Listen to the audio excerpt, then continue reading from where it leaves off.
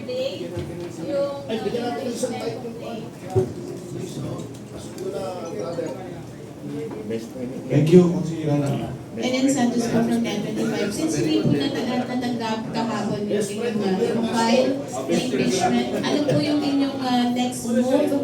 Are you going to file it on early Monday morning since may 10 days naman po ang speaker to refer it sa plenary at hindi pa naman na-initiate yung first and second impeachment complaint? If not, kayo po ba ay may iba pang legal moves? Aakyat po ba ninyo ito sa Korte Suprema? And yung binabanggit niyo po kanina, Saldico is willing to testify or maging testigo dito sa inyong impeachment complaint? Yes, una sa lahat, after this press conference, uupo kami na mag-uusap kung ano pa yung hakbangin na gagawin namin. Of course, may mga debates kami on how to address this. But nagkakaisa kami, and this is a warning to the Office of the Secretary General, that we will file against a case against the office. In particular, i-discuss namin. As to the legal moves, again, pag-uusapan namin after ditong ating press conference. Number two, in the case of Congressman Saldico, yes, he is willing to be a witness. Kung hindi man siya napayagan sa Blue Ribbon Committee na mag-Zoom, and we have done that, alam niyo yan, under suspended rules, pinapayagan natin yan, kung magagawa ito sa impeachment at naniniwala silang dapat malaman ang katotohanan. At syempre, bigyan din ang pagkakataon ng Presidente na sumagot dito sa mga charges na nandito. Saldico is willing to testify on our behalf dun sa graft and corruption issue at sa lahat na nalalaman niyang bigay ng pera maging yung pagkaayos ng budget, hindi ang program allocation. Regarding the Zoom, if you want a recent precedent na nag-Zoom testimony, I know this because I was there as counsel for Cassandra Leong. Noon po may dalawang witnesses, si Rizzo Tivero sa Senado. They were allowed to testify via Zoom. Yung isa nasa Thailand, yung isa nasa China. So, wag nilang sabihin hindi pwede kasi ginagawa nila pagka gusto nila. Pati siya, sir, to. Meron po akong kaming pakiusap. Bantayan po natin itong filing na ito dahil pansinin ninyo, yung kauna-unahang verified impeachment complaint na na-file, walang attachment. Ilang pages ba yan? 15 o 4? 4 pages. 4 pages, talagang final lang. Ang intention noon is para makapag-bar ng 1 year. Nauna yun. Yung second verified impeachment complaint, may mga attachments. That's good. Pero nakita nila kung gaano karami yung aming attachments, pati yung akala ko mani yung sinatay. USB pa to. Ang daming USB. So, we have all the documents, we have evidence, and I am sure, almost sure, gagawa sila ng paraan to defeat our complaint. Ang gagawin nila sa Monday is bibilisan nila kasi nasa office na ng ano ng speaker yung first. Say what they want. Oo. Yeah. Nasa unahan na. No, ba't sa English para ma-preempt? No, really. Nasa office na ng speaker. See? So, nauna na sila. Anong gagawin nila? Ika-calendar na nila doon sa order of business. So, nauna na sa calendar. Yun sa amin, yahabol pa lamang. Pag yun na i-refer sa Committee on Justice, there you are. It is initiated. Alright? Ano ba yung ibig sabihin ng initiated? Kasi one impeachment complaint, initiated lamang. Initiation means the act of filing followed by an action. And the action is, the action referred to here is the referral to the Committee on Justice. Alright? In fairness, kung gusto nila talagang bigyan ng pagkakataon ng Pangulo na managot, na liwanagin sa taong bayan na siya walang kasalanan, dapat bigyan nila ng pagkakataon ang aming impeachment complaint. It should not be shut down. Sir, yung kay Saldi po ba ay voluntary na Juan, Paul, ikaw na makasunod ng microphone. willing siya mag-testify or did you convince him to testify? Sir, yung po kay Saldico, was he voluntarily offered the being the state witness o kayo po ay nagkumbinsi sa kanya mag-state? Nung malaman ni Saldi ko na mag-file ng impeachment complaint at lalo malaman niya na binlock, he is willing to testify to enhance the impeachment complaint we have filed. Ang sabi niya, nung nasa Senate, gusto na niya sa Blue Ribbon Committee. Hindi siya pinayagan. Inaasahan namin na dito sa impeachment complaint ay papayagan siya mag-testify. I just want to add, sinasabi ni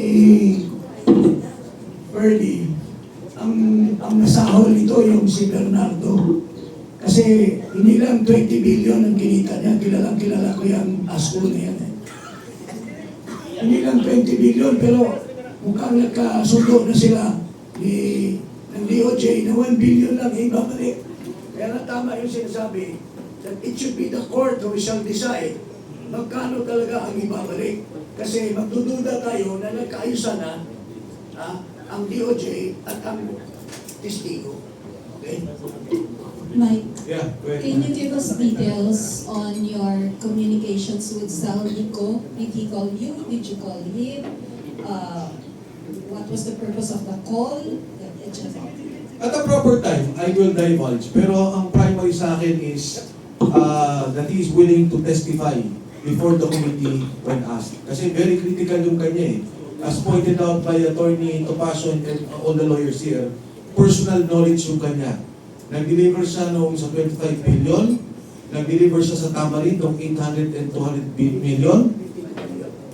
Okay, iba pa yun.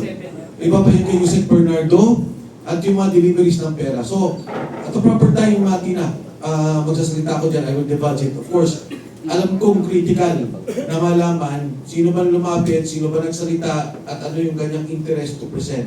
But what is important here, I think more importantly, is that Saldico is very critical. Sabi nga ni Harold, isang sindikato to na may nagsalita na at nagtuturo. Importanteng malaman natin ang katotohanan dito. Kung walang alam si Presidente, sinasabi niya hindi siya tumatanggap, tingnan natin, ipaliwanag niya. Pero Saldico is very clear about it and very direct on the primary at yung pagbibigay niya ng delivery ng pera kay Pangulong Bongbong Marcos. Clarification lang. Saan siya magte-testify? Blue Ribbon? Or sa impeachment sa House Committee on Sa Justice? impeachment complaint nila. Once inalaw nila to and we are given a chance to consolidate and to have the witnesses, Saldico will be one of our major witness. I-add ko lang bakit si Saldico is the best witness sa kickbacks issue ng aming complaint. He is a co-conspirator and under the rules of evidence, a co-conspirator can be presented as a witness. Kaya hindi nila pwede sabihin walang alam si Saldico. Siya may alam. And besides, he's the former chair of the Appropriations Committee of the House of Representatives. Klaro yan. Sir, wala po Follow kayong up lang dun, sir. Sa muna. Dito. Okay, go ahead. Follow up lang po dun sa pag-testify or willingness to testify ni Zaldico dun sa impeachment complaint po ninyo. So, kasi yesterday you did not leave a copy with the Office of the House Secretary General. Are you planning to return? Paano po siya mag-testify doon sa impeachment complaint kung wala pa po nakakain? Nakalagay dito sa impeachment, kung di tanggapin. Kasi yesterday, sir, di ba? Unang-una, hindi tayo nag-iwan. Una sa lahat, ang nag-iwan ka? Oh, anyway, ang point kasi kahapon, parang nung nag-iwan, tumawag ko kay Makabayan Doc, sa isang kasama nila. Sabi ko, ano nangyari? Sabi nila, in fact, one congressman who is part of us, or part of the impeachment complaint, called us up. Sabi niya, hindi tinanggap yung kay Makabayan Doc. Sabi ko, ha? Hindi tinanggap? Posible ba? Sabi niya, hindi ko alam eh. Pero nag-usap sila sa loob. So, tinawagan ko si anyway, tinawagan ako doon. Sabi niya, hindi tinanggap, and nandun kami sa loob. Sabi ko, ano, pwede ba? Sabi niya, nagtataka na nga rin kami. So, nung kami na yung pababa, sabi niya, o sige, pag tinanggap yung impeachment ninyo, susunod kami. Sabi ko, anong ginawa ninyo? Nag-iwan kami. Sabi nila sa amin, anong gagawin ninyo? Sabi ko, kung mag-iiwan kami, walang saysay dahil baka ibasura lang nila. No one wants to sign, no one wants to recognize. Although, magaling naman yung mga abogado natin, we took video, we took photos to show that we were there. In fact, si Atty. Manny nga, nilalapak yung mga papel namin, pati evidences, yung evidence, sabi ko, Atty. Manny, ba't mo ginagawa yan? Paano kung hindi tanggapin? Which nangyari na. Hindi natin Because tanggap. we were tendering. So, sa complaint, you mean you're going to refile it before the office? Pag-usapan namin after nito.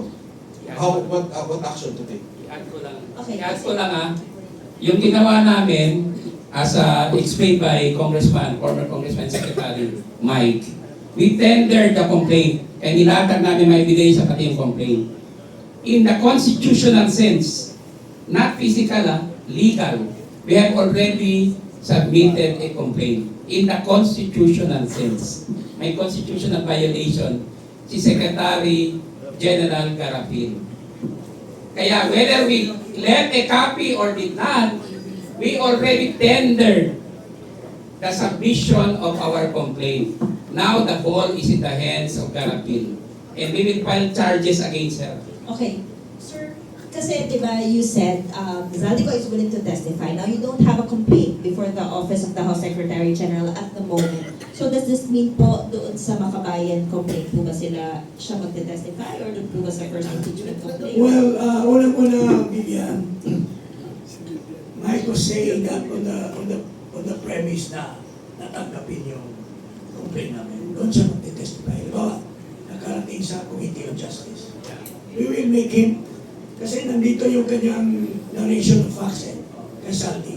He will testify on the fact that we have submitted.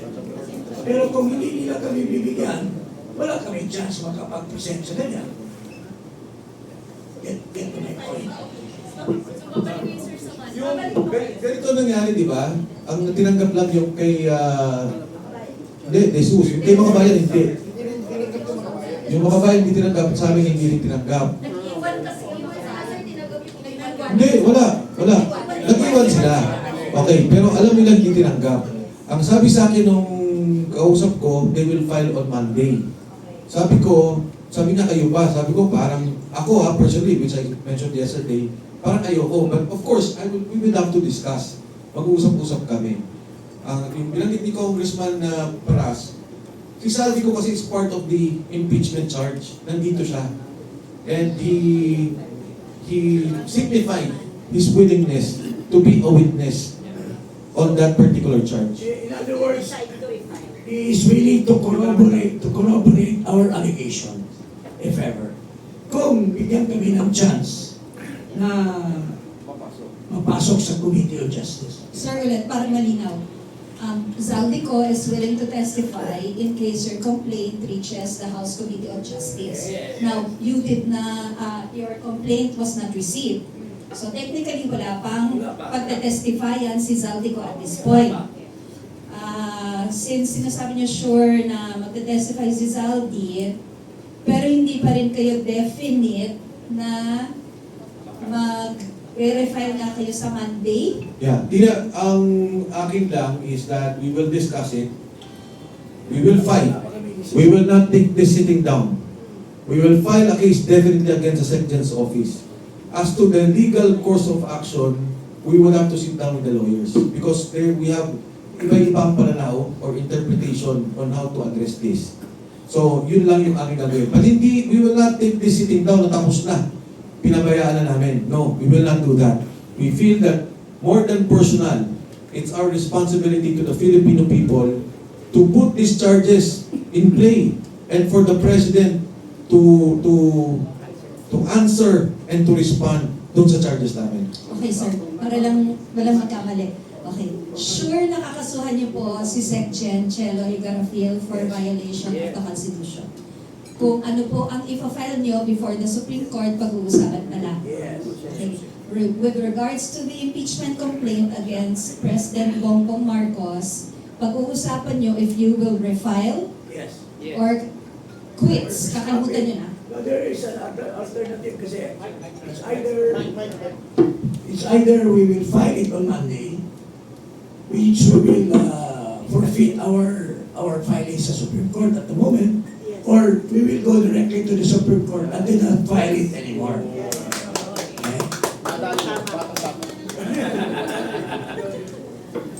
Saan po yung tanong sa likod? Kanina? Yes, go ahead. Hi po. If I may ask, kung nabasa niyo na po ba yung unang final na impeachment complaint by Andre De Jesus?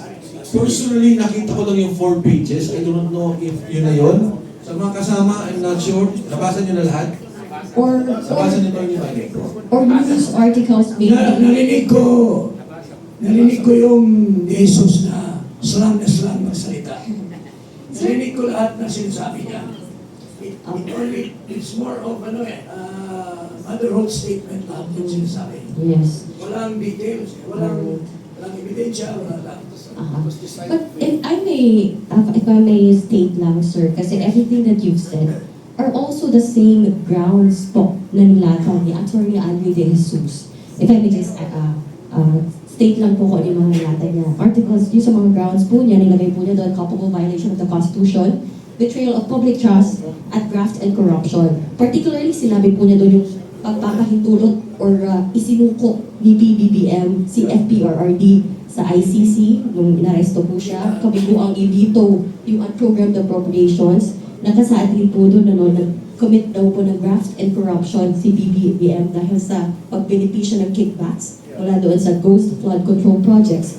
And sinabi rin po doon yung unfit to serve po bilang Pangulo. Ito si PBBM dahil sa umano'y drug addiction nito, which you also mentioned po kanina. And ang additional nga po doon sa sinabi doon sa articles po ni Attorney Andre is binuo pa nga raw ni BBM yung Independent Commission for Infrastructure dahil umano para protektahan yung kanyang mga kaalyado. So, just to sum up po, basically what we heard this afternoon was also like the same grounds for impeachment po. Inailatag ni Attorney Andre De Jesus. So, if I may ask, kasi I've heard yesterday you call it a weak impeachment complaint and you fear na ito po yung may initiate sa Committee on Justice. But it's also the same articles of impeachment po na nilalatan po ninyo ngayon. Your comment po, Attorney. Yes. Comment. Number 1, nung nagsalita ako nung una, I did not immediately discount the Attorney De Jesus impeachment complaint. In fact, what I said was, kung papasok yung kay Attorney De Jesus, papasok ang Makabayan Block impeachment, papasok yung amin impeachment, it will be good. And we can consolidate the impeachment complaints in the Justice Committee hearing. Nung binara kami at hindi pinapasok yung Makabayan Block at hindi pumasok yung aming complaint, alam ko na moro-moro ang gagawin. Kasi dalawa ang consideration sa Committee on Justice. There is form and there is substance. So pwedeng pumasok siya sa form as motherhood statement saying all this, all that, but without substance, without evidence, without proof to show yung assertion mo, then it will also be dismissed by the Committee on Justice. So very, very critical sa akin yung action na ginawa ng Secretary General's Office. And I'm saying now, because of that action, in totality, hindi lang ang Speaker of the House, kundi ang Presidente mismo involved sa pag-block ng impeachment complaint na ito. Ayaw nilang pakinggan at ayaw nilang sagutin yung hinain ng taong bayan. Lahat tayo dito, involved sa graft and corruption, lahat galit. Anong sabi ng survey? 68% want the impeachment complaint. Lahat gustong malaman ano ba ang ginawa ninyo. Sino ba ang accountable dito? Why did you block us all of a sudden? For a ministerial process, procedure. Pumunta ka ngayon kahit anong opisina dyan sa City Hall, katapat natin. Magbigay ka ng sulat, i-receive ng mga opisina ng konsihal. Pumunta ka sa Mayor's Office, i-receive ng Mayor's Office. Dito, binabaan kami.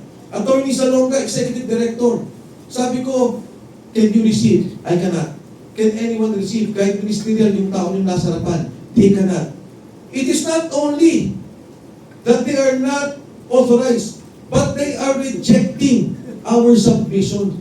Walang gustong tumanggap.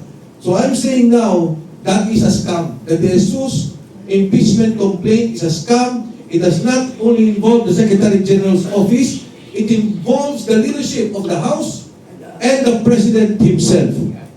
Thank you. just want to add, the proper term in law is implicate. It implicates the highest official of the land, the Speaker of the House, the Secretary General, and their cohorts or co-conspirators. This is the first time that this happened. Nung vote sa impeachment, hindi kami blinak. Inaccept ang aming impeachment complaint. Wala rin yung SECGE nun. Walang SECGE noon. Ang deputy ang nag-accept ng aming impeachment.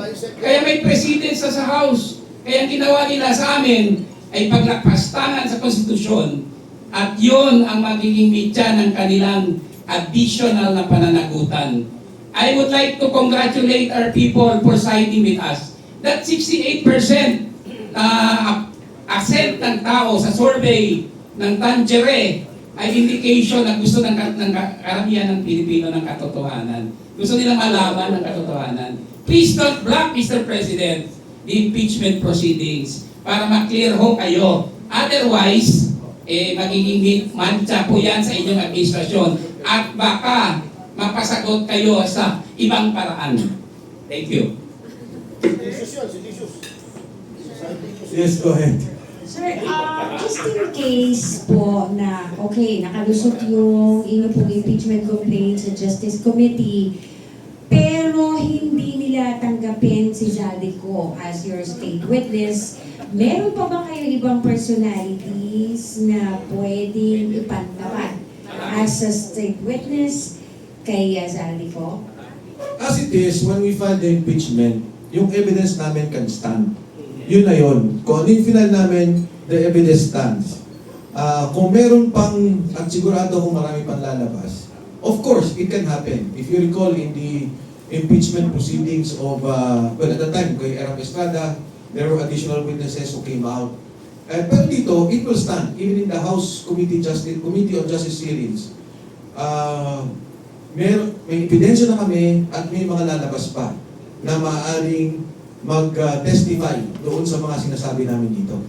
Yes. Ano ba yan, sir? Politiko rin? Politiko po ba yan? O na mga officials, na dating officials? Ayoko na mag-dwell dun sa hulaan. Basta sa akin, ang sinabi ko lang is, in particular, kasi si Zaldico, ang main na lumalabas, diba, on the graft and corruption, that he is willing to be a witness for us. As to the others, andito na ho yung aming ebidensya at kung may karagdagang pa, handa po kami. Mayroon pa nga kami papatawag na isang senador Yes. na kakampi na nila, pero nung nagpatawag siya ng hearing, galit na galit siya sa smuggling ng sugar, galit na galit siya kay Marcos. So, hindi ko lang sasabihin ko siya. Senador ngayon, sir, hindi the former. Basically, the reason why this honorable gentleman, that's, di ba, nag-decide sila na mag-file, kasi sumama kami, is because yung mga tao kusang loob na nag-volunteer na magbigay ng mga ebidensya. So, that itself, ang nagsasabi na marami talagang gustong tumulong para malaman ang katotohanan na nangyayari sa nakawan sa kapalibayan. Yun lang po. Okay po. First of all, again, we would like to thank everyone sa kanila pong pagdalo dito. As we promised, we will discuss per article the charges that we have against President Bongbong Marcos. So sa inyo po lahat, maraming salamat. And of course, we will update you on the action that we will take. Kung ano pong gagawin namin dahil na hindi tinanggap yung aming impeachment case. Magandang hapon po sa inyong lahat at mabuhay ang Pilipinas. Buhay!